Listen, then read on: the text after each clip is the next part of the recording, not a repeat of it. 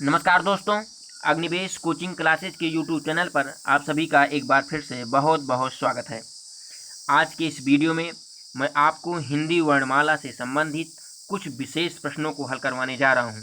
कहने का मतलब आज का जो प्रश्न है वो वर्णमाला पर आधारित है। यानी कि यदि आप इस वीडियो के अंत तक बने रहें तो समझ लीजिए वर्णमाला से संबंधित जितनी भी समस्या है आज आपकी दूर हो जाएगी। इस वीडियो में मैं आपको लगभग 40 प्रश्नों को हल करवाने जा रहा हूं।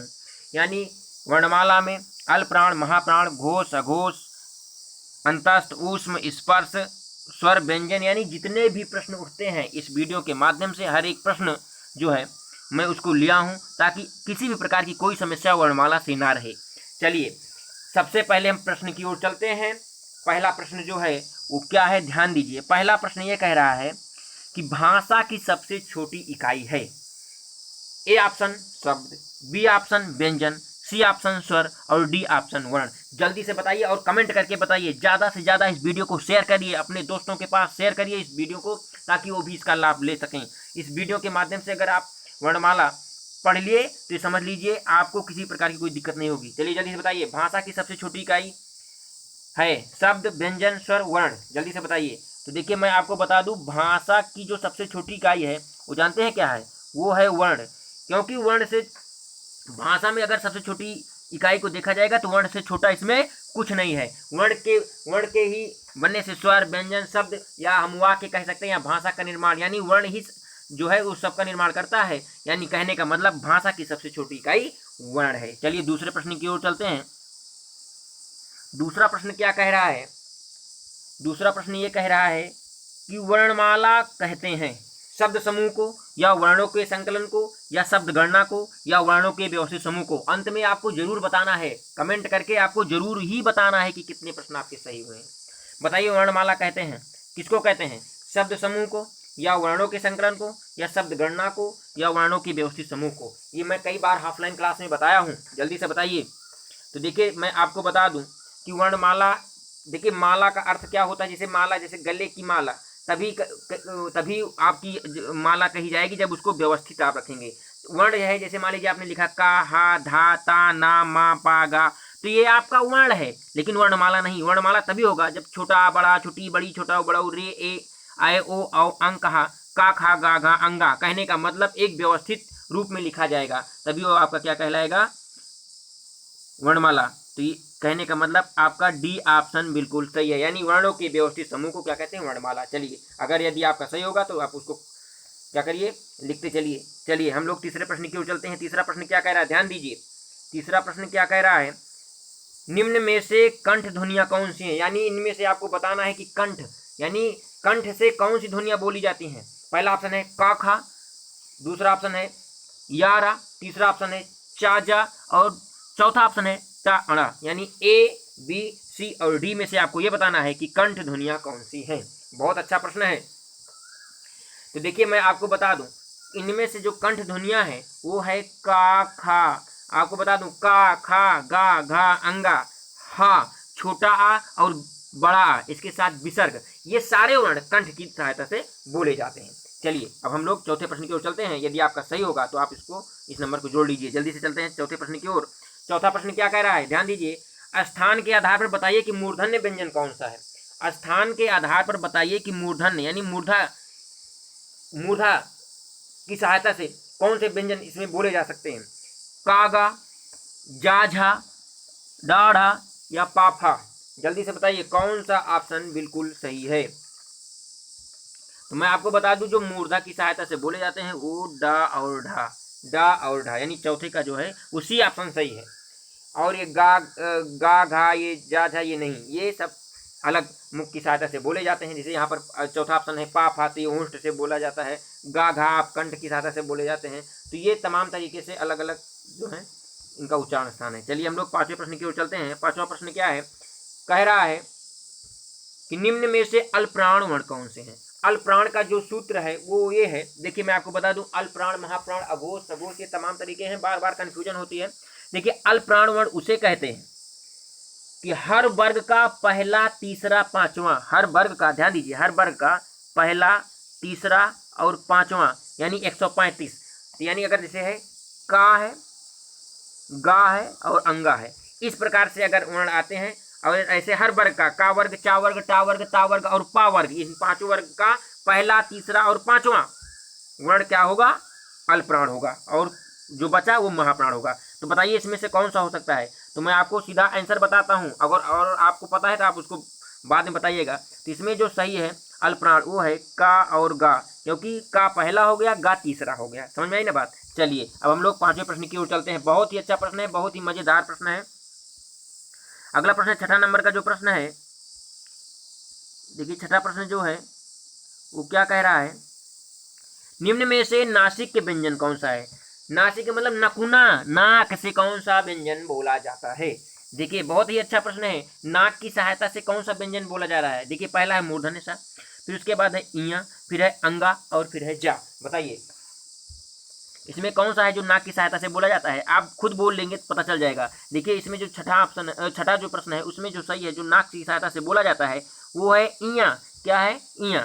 ठीक। और मैं आपको बता दूं, देखिए हर वर्ग का अंतिम अक्षर जैसे अंगा, इया, अड़ा, ना, मा, ये सब नाक की सहायता से बोले जाते हैं। चलिए हम लोग 7वें प्रश्न की ओर चलते हैं। ए वर्ण क्या कहलाते हैं? देखिए ये जो दोनों प्रश्न है, जो अभी नासिक के वाला छठा प्रश्न ये रेलवे में 1997 में पूछा गया है और ये भी रेलवे 1997 में। कहने का मतलब ये सारे प्रश्न जो है पूछे जा चुके हैं, यानी इंपॉर्टेंट है, इसीलिए मैं लेकर आया हूं ताकि आप इसको हल कर सकें।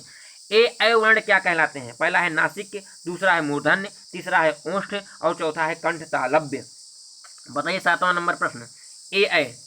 देखिए ए जो है वो कहाँ से बोला जाता है? तो देखिए पहला ऑप्शन जो है इसमें देखिए जो है नासिक की नाक की सहायता से तो बोला नहीं जाता, ये कट गया। मूर्धा तो है नहीं, कोई मतलब ही नहीं है। ओठ से बोला ही नहीं जाएगा क्योंकि छोटा ऊ, बड़ा ऊ ये है, ओ औ, या हम कह सकते हैं पा, फा, बा, भा, मा, ये सारे जो वर्ण है ओठ की सहायता से बोले जाते हैं। तो यहाँ पर हुआ क्या, यानी ए जो है वो कहाँ से बोले जाते हैं? 7 नंबर का जो ऑप्शन सही होगा जल्दी से बताइए आप। देखिए जो 7 नंबर का ऑप्शन है वो है कंठ तालव्य। क्या है? कंठ तालव्य। कहने का मतलब देखिए इसका निर्माण कैसे होता है कंठ तालव्य का? तो कंठ तालव्य का जो निर्माण होता है वो जैसे कंठ से का, खा, गा, घा या छोटा आ बड़ा, तो आ ई मिला तो ए बन गया। तो आ जो मिला वो कंठ से है, ई मिला जो वो तालव्य से है, तो ए का निर्माण हुआ। यहाँ पर इस तरह से बताया जाता है। चलिए 8वां प्रश्न क्या है? 8वां प्रश्न कह रहा है हिंदी वर्णमाला में अयोगवाह वर्ण कौन से हैं? ये देखिए बहुत ही अच्छा प्रश्न। हमें लग रहा है आप 40 में से 40 ले जाएंगे, बहुत ही अच्छा प्रश्न है। लेकिन हमारा ये उद्देश्य नहीं है कि सरल प्रश्नों को समाहित करना, हमारा ये उद्देश्य है कि आपका रिवीजन हो जाए। क्योंकि ये नहीं है कि आप पढ़े हैं, आप कितना पढ़ें, कितना आप सही कर ले जाते हैं, ये अच्छा सही होना चाहिए। हिंदी वर्णमाला में अयोगवाह वर्ण कौन से हैं? छोटा आ बड़ा, छोटी ई बड़ी, छोटा उ बड़ा उ या अंक और आहा। इसको आप बिल्कुल रटे होंगे और आप प्रसन्न भी होंगे। हमें पता है आप हंस रहे हैं जरूर हैं, क्योंकि आपको पता है कि ये कई बार पढ़ाया गया है। तो देखिए ये 8 नंबर का जो प्रश्न है वो अंक और आहा यानी बी ऑप्शन आपका बिल्कुल सही है। चलिए 9वें नंबर प्रश्न की ओर चलते हैं। निम्न में से बताइए कि किस शब्द में द्वित्व व्यंजन है? ये बताइए, बहुत अच्छा प्रश्न है। द्वित्व व्यंजन यानी द्वितत्व, दो तत्व। कहने का मतलब मैं आपको बता दूं इसका ट्रिक क्या है कि यदि कोई शब्द जैसे मान लीजिए लिखा है उसका आधा पहले, उसका वही वर्ण फिर, जैसे लिखा है बच्चा, जैसे क्या लिखा है बच्चा, देखिए आपने लिखा बा, फिर आधा चा, फिर पूरा चा, ये द्वित्व व्यंजन के अंतर्गत आता है। कहने का मतलब देखिए ये और ये दोनों मिलाकर आधा आधा आधा हुआ। जैसे कुत्ता, तो का पे छोटा मात्रा कु, आधा था और उसके बाद पूरा था पर आ की मात्रा, यानी दो वर्ण रहे, एक पहला आधा और उसके बाद दूसरा क्या हो, पूरा हो। तो देखिए इसमें कौन सा ऐसा है? तो मैं आपको बता दूं, देखिए इसमें है दिल्ली। क्या है? दिल्ली, जो कि क्या है? द्वित्व व्यंजन है। चलिए हम लोग 10वें प्रश्न की ओर चलते हैं। 10वां प्रश्न क्या कह रहा है? 10वां प्रश्न कह रहा है कि तालव्य मूर्धन्य सा दंत सा और हा कौन से व्यंजन कहलाते हैं? कौन से व्यंजन कहलाते हैं? जल्दी से आपको बताना है, जल्दी से बताइए कौन से व्यंजन कहलाते हैं? तालव्य मूर्धन्य सा दंत सा और हा, तालव्य मूर्धन्य सा दंत सा हा कौन से व्यंजन कहलाते हैं? प्रकंपी, स्पर्शी, संघर्षी या स्पर्श संघर्षी? तो देखिए तालव्य मूर्धन्य दंत सा और हा ये आपकी कहलाएंगे संघर्षी, यानी सी ऑप्शन बिल्कुल आपका सही है। बहुत लोग स्पर्श संघर्षी, स्पर्श संघर्षी बिल्कुल नहीं है। न स्पर्शी, स्पर्शी तो 25 वर्ण है, का से लेकर माँ तक। प्रकंपी कोई मतलब नहीं है। चलिए सी ऑप्शन। चलिए हम लोग 11वें नंबर प्रश्न की ओर चलते हैं। 11वां प्रश्न क्या कह रहा है, देखिए ये भी 1997 में रेलवे में पूछा गया है। निम्नांकित में से बताइए कि नवीन विकसित ध्वनियाँ कौन सी है। निम्नांकित में से आपको बताना है कि नवीन विकसित ध्वनियाँ कौन सी हैं, ऐसी ध्वनियाँ जो नवीन हो, नई हो। तो इसमें से या पहला ऑप्शन ख ग, या छोटा उ बड़ा उ, या ऐ औ, या तालव्य सा दंत सा। जल्दी से बताइए। तो मैं बता रहा हूँ आपको नवीन ध्वनियाँ मतलब देखिए ये जो ध्वनियाँ हैं, ये कहने का मतलब जो पहला ऑप्शन है खा और गा, इसके नीचे देखिए बिंदी लगाई गई है। ये जो है अरबी फारसी वाले वर्ण हैं। कौन से हैं? अरबी फारसी, तो इसीलिए इनको नवीन ध्वनियाँ कहा गया है। बाकी सारे ऑप्शन जो है गलत हैं इस प्रश्न के हिसाब से। चलिए हम लोग 12वें नंबर प्रश्न की ओर चलते हैं। 12वां प्रश्न कह रहा है निम्न में से कौन सा घोष वर्ण है। निम्न में से कौन सा घोष वर्ण है, तो बताइए घोष वर्ण कौन सा है। निम्न में से घोष वर्ण कौन सा है। देखिए सघोष घोष एक है और अघोष उसका विपरीत है। तो बताइए, देखिए मैं आपको बता दूं इसमें घोष वर्ण जो है वो माँ है। क्या है? माँ है आपका घोष वर्ण। कहने का मतलब देखिए जिन ध्वनियों के उच्चारण में स्वरतंत्रियों में कंपन हो उन्हें हम क्या कहेंगे? घोष कहेंगे या सघोष कहेंगे। हर वर्ग का तीसरा चौथा पांचवा वर्ण क्या कहलाता है? घोष। हर वर्ग का तीसरा चौथा पांचवा, और हर वर्ग का पहला दूसरा अघोष कहलाता है। तो घोष पूछा था। देखिए खा हो गया, चा हो गया और ठा हो गया, ये तीनों यानी पहला और ए बी और डी ये पहले और दूसरे के अंतर्गत आते हैं, जबकि माँ जो है पांचवा, तो यानी अघोष घोष के अंतर्गत तीसरा चौथा पांचवा, तो यहाँ पांचवा था, इसलिए सी ऑप्शन आपका सही है। चलिए हम लोग 13 नंबर प्रश्न की ओर चलते हैं। कौन सा अमानक वर्ण है? बहुत ही अच्छा प्रश्न। अमानक, देखिए इसमें कौन सा ऐसा है कि जो माना नहीं जाता, अमानक है। क्या खा है या धा है या भा है या मा है, और या ये भी भा है। देखिए इस तरीके जो सी वाला ऑप्शन है आप देख के बता देंगे। पहले चलता था अभी बंद हो गया। एक चीज मैं बता दूं, ला ऐसे लिखा जाता था पहले, देखिए ऐसे करके कुछ, देखिए ऐसे करके ला लिखा जाता था। तो ये सब क्या है? ये अमानक है, अब माने नहीं जाते हैं। तो यहाँ कहने का मतलब आपका कौन सा ऑप्शन सही है? सी ऑप्शन सही है। चलिए हम लोग 14 नंबर प्रश्न की ओर चलते हैं। 14 नंबर प्रश्न क्या कह रहा है? ख गा जा और फा ये ध्वनियाँ किसकी हैं? संस्कृत की हैं, अरबी फारसी की हैं, अंग्रेजी की हैं, दक्षिणी भाषाओं की हैं। बताइए। ये अभी मैं अभी तुरंत पीछे बताया हूँ, जल्दी से बताइए। तो देखिए देखिए का गा जा और फा के नीचे बिंदी लगी है। कहने का मतलब जो ये इसमें ऑप्शन सही है, ये सही है कि ये सब ध्वनियाँ जो है अरबी फारसी हैं। क्या है? अरबी फारसी हैं। देखिए बी ऑप्शन आपका बिल्कुल सही है। चलिए हम लोग 15 नंबर प्रश्न की ओर चलते हैं। हिंदी में मूलतः वर्णों की संख्या कितनी है? मूलतः वर्णों की संख्या कुल कितनी है? यानी कहने का मतलब हिंदी वर्णमाला में जो जितनी भी संख्याएं हैं वर्णों की कितनी है? तो बताइए 50, 51, 52, 53। जल्दी से बताइए। बहुत पहले की मैं बात बता रहा हूँ, मैं पहले जब छोटा था 5, 6, 7, 8 में, तब संख्याएं कुछ और थी। 49 होता था, 46 होता था, लेकिन बाद में बहुत सारी दुनिया मतलब बहुत सारे वर्ण बढ़े हैं, इसलिए अब इनकी संख्या कितनी हो गई है? इनकी संख्या हो गई है 52, यानी सी ऑप्शन आपका सही है। चलिए हम लोग अगले प्रश्न की ओर चलते हैं। 16 नंबर प्रश्न क्या कह रहा है? छ छ ध्वनि किसके अंतर्गत आती है? मूल स्वर, घोष स्वर्ण, संयुक्त वर्ण या तालव्य? जल्दी से बताइए। ये भी बहुत ही सरल है। हमें लग रहा है आप आज 40 में कहीं 41 ना पा जाए। जल्दी से बताइए छ ध्वनि किसके अंतर्गत आती है? 16 नंबर प्रश्न, जल्दी से बताइए। देखिए छा ध्वनि जो है ये है संयुक्त वर्ण। संयुक्त के अंतर्गत चा है, देखिए छा त्रा ज्ञ, और अप्सरा को भी जोड़ लिया गया है। तो ये ध्वनिया क्या है? ये ध्वनिया जो है संयुक्त वर्ण के अंतर्गत आती है। संयुक्त मतलब मिला हुआ। चलिए आगे हम बताते हैं। 17 नंबर प्रश्न है, हिंदी शब्दकोश में छा का क्रम किस वर्ण के बाद आता है? हिंदी शब्दकोश में छा, देखिए क्षत्रिय वाला छा, जिसे छा से क्षत्रिय कहते हैं, इनका जिसे इसका अगर आप विच्छेद करेंगे तो आप ऐसे करेंगे, आधा का छा का जो प्रश्न है आधा का प्लस तालव्य सा, इससे क्या होगा? इससे निर्माण होगा किसका? सॉरी यहाँ पर ये देखिए, एक मिनट मैं आपको बता दूं, ये तालव्य सा नहीं होगा। यहाँ पर देखिए आधा का प्लस मूर्धन्य सा, ये रहा। हाँ अब ये आपका क्या हुआ? छा बन गया। क्या बन जाता है? छा बन जाता है। तो ये इस हिसाब से अब एक कह क्या रहा है प्रश्न? हिंदी शब्दकोश में छा का क्रम किस वर्ण के बाद आता है? तो छा का देखिए किसके वर्ण के बाद आता है? का के बाद आता है। यानी 17 का कौन सा ऑप्शन सही है? ए ऑप्शन सही है। चलिए अब हम लोग अगले प्रश्न की ओर चलते हैं। अगला प्रश्न क्या है?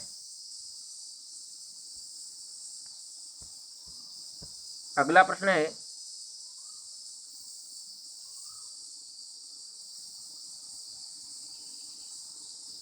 18 नंबर, ज्ञा वर्ण किन वर्णों के संयोग से बना है? देखिए संयुक्त में जो छत्रा, ज्ञा है और स्रा है, इनका अलग अलग जो है वर्णों से इनका निर्माण हुआ है। तो बताइए, आधा जा प्लस इया, सॉरी पहला है जा प्लस इया, फिर बी है आधा जा प्लस इया, फिर सी है जा प्लस धा, या डी है जा प्लस आधा न और यानी न्या। बताइए, तो ज्ञा का जो है ये किससे मिलके बना है? ये आधा जा प्लस इया, यानी बी ऑप्शन आपका बिल्कुल सही है। चलिए हम लोग अगले प्रश्न की ओर चलते हैं। अगला प्रश्न क्या है? 19 नंबर प्रश्न, अघोष वर्ण कौन सा है? 19 नंबर प्रश्न, अघोष वर्ण कौन सा है? बताइए अघोष वर्ण कौन सा है? तो मैं आपको बता दूं, अघोष वर्ण जो है, अघोष वर्ण है आपका डी ऑप्शन, यानी सा, तालव्य सा, मूर्धन्य सा, दंत सा, ये जो वर्ण है ये अघोष के अंतर्गत आते हैं। यहाँ पर ये ऑप्शन आपका बिल्कुल सही है, अघोष। चलिए हम लोग 20 नंबर प्रश्न की ओर चलते हैं। 20 नंबर प्रश्न क्या कह रहा है? अघोष वर्ण कौन सा है? हाँ सॉरी, ये 19 नंबर था। 20 नंबर है, घा का उच्चारण स्थान कौन सा है? घा का उच्चारण स्थान कौन सा है? तो मूर्धा है, कंठ है, तालु है या दंत है? देखिए घा का अभी का, खा, गा, घा, अंगा, हा, छोटा आ, बड़ा आ और विसर्ग, ये सारे कहाँ से बोले जाते हैं? ये सब बोले जाते हैं कंठ से। कहाँ से बोले जाते हैं? कंठ से। चलिए अगला प्रश्न 21 नंबर। 21 नंबर प्रश्न क्या कह रहा है? इनमें संयुक्त व्यंजन कौन सा है? देखिए संयुक्त व्यंजन कौन कौन से होते हैं? छत्रा, ज्ञा, स्रा। देखिए तो इसमें आप बता देंगे इसमें कौन सही है? ज्ञा सही है। चलिए हम लोग अगले प्रश्न की ओर चलते हैं। 22 नंबर प्रश्न, जल्दी जल्दी हल कर रहे हैं। देखिए अध्यापक भर्ती में पूछा गया है 2003 में। 22 नंबर प्रश्न, निम्नलिखित में से कौन सा वर्ण उच्चारण की दृष्टि से दंत नहीं है? यानी वो जो है दांत की सहायता से नहीं बोला जाता है। तो मैं आपको बता दूं ये बहुत ही अच्छा प्रश्न है। देखिए दांत की सहायता से, ता, था, दा, धा, न। तो बताइए, देखिए ता है, था तो नहीं है, मान लीजिए ता, था, दा है, ना है, तो यहाँ पर ये जो है टा नहीं होगा, क्योंकि जो टा है, टा, ठा, डा, डा, ये नहीं बोला जाता है। किसकी सहायता से? दंत की सहायता से। चलिए अगला 23 नंबर प्रश्न है, जिन शब्दों के अंत में छोटा आ आता है उसे क्या कहते हैं? बहुत बढ़िया, अनुस्वार, अयोगवा, अंतस्थ या अकारांत। तो ये तो बहुत अच्छा प्रश्न है। जिस शब्द के अंत में छोटा आ आता है उसे अकारांत, बड़ा आ आता है तो आकारांत, छोटी ई आता है तो इकारांत, बड़ी ई आता है तो ईकारांत, छोटा ऊ आता है तो उकारांत, बड़ा ऊ आता है तो उकारांत, ऐसे ऐसे बनता है। तो यहाँ पर छोटा आ पूछा था, तो यहाँ पर हो जाएगा अकारांत। चलिए हम लोग 24 नंबर प्रश्न की ओर चलते हैं। 24 नंबर प्रश्न क्या कह रहा है? छा वर्ण किसके योग से बना है? अभी पहले आपको विश्लेषण करके बता दिया हूँ, तो इसमें ज़्यादा समय ना लेते हैं, जल्दी बताइए छा का वर्ण किसके योग से बना है? किसके योग से बना है? तो ये बना है आधा का प्लस सा से। चलिए बहुत अच्छा, अगले प्रश्न की ओर चलते हैं। हिंदी वर्णमाला में स्वरों की कुल संख्या, कुल पूछ रहा है, इसका आंसर बताइए। 10, 11, 12, 13। कंफ्यूजन नहीं होनी चाहिए, मैं इसको बताया हूँ, जल्दी से बताइए। अगर कहा जाता है कुल, तो यानी मतलब सब कुछ लेना है। अगर कहा जाए, जैसे हिंदी में कहा जाए, हिंदी में स्वरों की संख्या तो 11 है, कोई दिक्कत नहीं। लेकिन जब कहा जाए कुल, तो कहने का मतलब यहाँ पर सब लिया गया, 13 हो जाता है संख्या। क्या हो जाता है? 13। इसी ये बहुत बार प्रश्न जो है ये उलझा रहता है। तो जब कुल कहा जाए, जैसे उसमें कहा जाता है संज्ञा की कुल कितने भेद हैं, तो कुल का मतलब सब। और जब कहा जाए व्युत्पत्ति के आधार पर है मूल, तो 3 ही भेद होते हैं। ठीक उसी प्रकार हिंदी वर्णमाला में कुल संख्या जो है स्वरों की वो 13 है। और कुल नहीं कहता, सिर्फ सिंपल कहता है कि हिंदी वर्णमाला में स्वरों की संख्या तो 11 है। तो यहाँ पर कुल पूछा था तो 13 सही है। चलिए अब हम लोग 26 नंबर प्रश्न की ओर चलते हैं। बस ज़्यादा नहीं, थोड़ा प्रश्न और बचा है। निम्नलिखित में से कौन स्वर नहीं है? बताइए कौन इसमें स्वर नहीं है? 26 नंबर प्रश्न, इनमें से कौन सा स्वर नहीं है? छोटा आ, छोटा ऊ, ए और इया। जल्दी से बताइए। तो देखिए इसमें कुछ कहने की बात नहीं है, आपको बिल्कुल पता है कि 26 नंबर में जो सही है वो ऑप्शन है डी। ये इया जो है व्यंजन है, नासिका की सहायता से बोला जाता है। इसके बाद छोटा आ, छोटा ऊ और ई, ये सब सारे क्या हैं? स्वर हैं। चलिए 27 नंबर प्रश्न क्या कह रहा है? निम्नलिखित में से कौन सा टा वर्ग नहीं है? कौन सा टा वर्ग नहीं है? मतलब कि टा, ठा, डा, ढा, अड़ा, इसके अंतर्गत कौन नहीं आता है? तो देखिए टा, ठा, डा, ढा, अड़ा, जबकि घा नहीं आया। कहने का मतलब 27 नंबर जो प्रश्न है इसके हिसाब से जो सही है, यानी घा, जो ये घा है ये जो है टा वर्ग के अंतर्गत नहीं आता है। चलिए अगले प्रश्न की ओर चलते हैं। का, ये जो घा है ना, ये का, खा, का, घा यानी कंठ के अंतर्गत आता है। चलिए 28 नंबर प्रश्न क्या कह रहा है? हिंदी वर्णमाला में व्यंजनों की संख्या है? ये बहुत लाजवाब प्रश्न, कई बार परीक्षा में पूछा गया है। हिंदी वर्णमाला में व्यंजनों की संख्या है 32, 34, 33, 36। जल्दी से बताइए। देखिए हिंदी वर्णमाला में व्यंजनों की संख्या कितनी है? 33 है। कितनी है? 33 है। चलिए फिर अगला है 29 नंबर प्रश्न। निम्नलिखित में से कौन सा पश्च स्वर है? कौन सा पश्च स्वर है? एक बात मैं बता दूं, देखिए जीभ की सहायता से 3 प्रकार से वर्ण बोले जाते हैं। जीभ, देखिए मैं पहले यहाँ पर जीभ बना देता हूँ। जैसे ये है, देखिए मान लीजिए हमारी जीभ है या आपकी, समझ लीजिए। तो ये देखिए एक है, इसको हम कहते हैं अग्रभाग। क्या कहते हैं? अग्र। और ये जो है ये वाला हिस्सा, इसको हम कहते हैं क्या? मध्य। क्या कहते हैं? मध्य। और जो ये पीछे वाला है इसको कहते हैं पश्च। क्या कहते हैं? पश्च कहते हैं। तो अग्रभाग से छोटी ई, बड़ी ई, ए और मध्य भाग से सिर्फ छोटा आ, बाकी बचे जितने स्वर हैं वो पश्च से बोले जाते हैं। अब आप खुद बताइए। अब आप बताइए 29 नंबर प्रश्न में कौन सा प्रश्न था? हाँ 29 नंबर, निम्नलिखित में से कौन सा पश्च स्वर है? जल्दी से बताइए। तो देखिए अग्र में छोटी ई, बड़ी ई, ए तो यहाँ पर ऐसा कोई नहीं है। तो पश्च स्वर में जो है वो आपका क्या होगा? पश्च स्वर में आपका होगा बड़ा आ, यानी 29 नंबर का जो सही है वो बड़ा आ, यानी ए ऑप्शन बिल्कुल आपका सही है। चलिए हम लोग अगले प्रश्न की ओर चलते हैं, 30 नंबर प्रश्न की ओर। निम्नलिखित में से कौन सा अयोगवा है? निम्नलिखित में से कौन अयोगवा है? विसर्ग, महाप्राण, संयुक्त व्यंजन या अल्पप्राण? निम्नलिखित में से कौन सा अयोगवा है? तो देखिए अयोगवा वर्ण जो है अंक और आहा कहे जाते हैं। तो आहा जो है उसमें विसर्ग लगा है, इसलिए यहाँ पर आपका क्या ऑप्शन सही होगा? ए ऑप्शन सही होगा। कौन सा? ए ऑप्शन बिल्कुल सही है। 10 प्रश्न और आपके बच रहे हैं, जल्दी से हल करते चलिए। अल्पप्राण, महाप्राण, संयुक्त कुछ का कोई मतलब नहीं है, समय इस पर ना बर्बाद करिए। छा ध्वनि का उच्चारण क्या है? छा ध्वनि। अगर आप इस प्रश्न को 40 प्रश्न हल कर ले जाएंगे, समझ लीजिए आपको वर्णमाला में फिर दोबारा मुड़कर नहीं देखना है, बिल्कुल इसी में सारे में देखिए, इसीलिए सबका विश्लेषण करके बता रहा हूँ। छा ध्वनि का उच्चारण स्थान दंत, ओष्ठ, तालव्य या वक्र? बताइए कौन सा है छा का? छा ध्वनि का उच्चारण स्थान जल्दी से बताइए। 31 नंबर प्रश्न। चा, छा, जा, जहाँ, इया कहाँ से बोला जाता है? ये बोला जाता है तालु से। कहाँ से बोला जाता है? तालु से, यानी तालव्य। चलिए अगले प्रश्न की ओर। 32 नंबर प्रश्न क्या कह रहा है? 32 नंबर प्रश्न, निम्नलिखित में से कौन एक संयुक्त व्यंजन नहीं है? संयुक्त व्यंजन इनमें से कौन सा नहीं है? तो याद रखिए छत्राज्ञा, जबकि ये देखिए ये बीच में बेफालतू कूद पड़े, इसलिए इसमें से क्या होगा? संयुक्त व्यंजन नहीं है। चलिए हम लोग अगले प्रश्न की ओर चलते हैं। 33 नंबर प्रश्न, तालव्य व्यंजन है। तालव्य व्यंजन है, कौन कौन से तालु से बोले जाते हैं? चा, छा, जा, झा या टा, ठा, डा, ढा, ता, था, दा, धा या पा, फा, बा, भा? जल्दी से बताइए। 33 नंबर प्रश्न। 33 नंबर प्रश्न देखिए, 33 नंबर का जो प्रश्न है, तालव्य व्यंजन जो है वो चा, छा, जा, चा, छा, जा, झा ये है, यानी ए ऑप्शन आपका बिल्कुल सही है। ए ऑप्शन सही है, याद रखिएगा नहीं तो पता लगी। देखिए ये ऑप्शन है, ये चा, छा, जा, झा ये ताल की सहायता से बोले जाते हैं। चलिए अगले प्रश्न की ओर चलते हैं। 34 नंबर प्रश्न, यार अलावा किस वर्ग के व्यंजन है? तालव्य, ऊष्म, अंतस्थ या ओष्ठ? जल्दी से बताइए। यार अलावा 34 नंबर प्रश्न। तो देखिए यार अलावा ये अंतस्थ है। कौन से वर्ण है? अंतस्थ है, याद रखिएगा। इसमें या और वा, या और वा इसको अर्धस्वर भी कहते हैं। क्या कहते हैं? अर्धस्वर। और रा को क्या कहते हैं? रा को कहते हैं लुंठित। और ला को क्या कहते हैं? ला को कहते हैं पार्श्विक। चलिए आगे बढ़ते हैं। 35 नंबर प्रश्न क्या कह रहा है? अनुनासिक का संबंध होता है केवल नाक से, केवल मुख से, नाक और मुख दोनों से, यानी में से कोई नहीं। 35 नंबर प्रश्न जल्दी से बताइए। तो देखिए 35 नंबर जो प्रश्न है, अनुनासिक का संबंध जो है वो नाक और मुख दोनों से है। ऐसा थोड़ी आप नाक से कैसे बोलेंगे? जब तक मुख से आवाज ही नहीं आएगी आपके, तब तक नाक, पहले मुख से यानी गले से आवाज आएगी तभी तो नाक की सहायता से बोला जाएगा। तो यानी नाक और मुख दोनों की सहायता से अनुनासिक का इसका क्या है? संबंध है। यानी कहने का मतलब 35 का जो सही है उसी ऑप्शन बिल्कुल आपका सही है। चलिए हम अगले प्रश्न की ओर चलते हैं। 36 नंबर प्रश्न, अनुनासिक व्यंजन कौन से होते हैं? अनुनासिक वर्ग के प्रथमाक्षर, वर्ग के तृतीयाक्षर, वर्ग के चतुर्थाक्षर या वर्ग के पंचमाक्षर?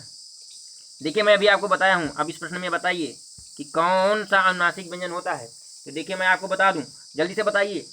आप कमेंट को आप जरूर करना है कि कितने प्रश्न आपके सही हुए। आप लोग कमेंट ही नहीं करते हैं, इसलिए पता नहीं चलता है कि आप पढ़े कि नहीं पढ़े, कि लिखे कि नहीं। इसलिए कमेंट जरूर किया करिए और शेयर ज़्यादा से ज़्यादा लोगों के पास करिए। तो देखिए जो 36 नंबर प्रश्न है, अनुनासिक व्यंजन कौन से होते हैं? तो वर्ग के पंचमाक्षर, यानी वर्ग का जो पंचमाक्षर है, यानी अंगा, इया, अड़ा, ना, मा। आप समझ लीजिए, जो नए बच्चे जुड़े हैं वो समझ लें कि पूरे हिंदी वर्णमाला में 5 वर्ग हैं। का खा गा गा अंगा 1 वर्ग, चा छा जा झा इया 2 वर्ग, टा ठा डा डा अड़ा 3 वर्ग, चा छा ता था दा धा ना 4 वर्ग, पा फा भा मा 5 वर्ग। तो हर वर्ग का अंतिम अक्षर ही क्या होता है, अनुनासिक व्यंजन होता है, ना की सहायता से बोला जाता है। चलिए 37 नंबर प्रश्न की ओर चलते हैं। हिंदी वर्णमाला में स्वरों की संख्या है। हिंदी वर्णमाला में स्वरों की संख्या, देखिए इसमें अब पूछा स्वरों की संख्या, कुल नहीं पूछा था, पिछले प्रश्न में पूछा था कुल, लेकिन इसमें सिर्फ कहा है हिंदी वर्णमाला में स्वरों की संख्या है। तो आप बताइए, अब आप बताएंगे, सक्षम है आप बताने में, क्योंकि मैं पहले बता चुका हूँ। 37 नंबर प्रश्न में आपको बताना है। 37 नंबर प्रश्न में जो है कितना है, 11 है। कितना है, 11। चलिए फिर कह रहा है 38 नंबर प्रश्न, कंठोष्ठ ध्वनि का उदाहरण है। कंठ और ओष्ठ दोनों से, जैसे मैं आपको बता दूं, इसके अंतर्गत ओ और औ वाले वर्ण आते हैं कंठोष्ठ, यानी आ उ मिलके ओ और आ उ मिलके औ। तो यानी कंठ और ओठ दोनों की सहायता हो। तो बताइए क्या ओ और ए का ता, इसमें किसमें कहने से आपका ओठ जो है मेन भूमिका निभा रहा है।